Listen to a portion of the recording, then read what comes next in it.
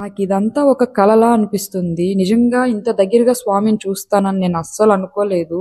కానీ స్వామివారి దయ నేను ఫైనల్‌గా నేను చూడాలనుకున్నాను. స్వామివారిని మనస్ఫూర్తిగా చూసుకున్నాను.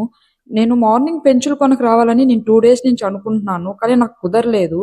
కానీ నేను లాస్ట్ మొమెంట్‌లో మా తమ్ముళ్ళకి ఫోను చేస్తే వాళ్ళు వెళ్దాం అంటే అప్పటికప్పుడు రెడీ అయ్యేసి పెంచుల కొనకైతే వచ్చాము.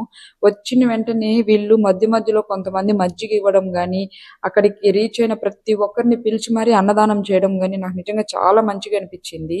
ఇంకా మా వాళ్ళు నా కోసం అని చెప్పి ఒక రూమ్ అయితే తీసుకున్నారు. అంటే ఇబ్బంది పడకుండా ఉండేదానికి. రూమ్ అయితే చాలా బాగుంది.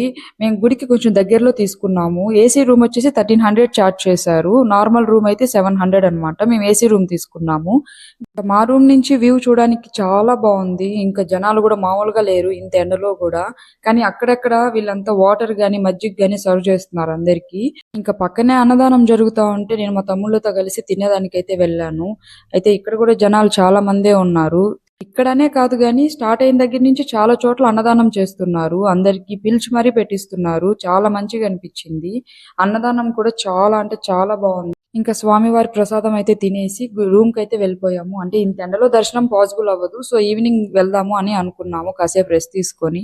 ఇంకా మన నరసింహస్వామి ఈ పెంచుల కోనకైతే 2 స్టోరీస్ ఉన్నాయి. ఆ స్టోరీస్ ఏంటో మనం ముందు ముందు వీడియోస్‌లో తెలుసుకుందాము. మరిన్ని వీడియోస్ కోసం ప్లీజ్ లైక్ చేసి ఫాలో చేయండి. అలాగే నా ఛానెల్‌ని కూడా సపోర్ట్ చేయండి.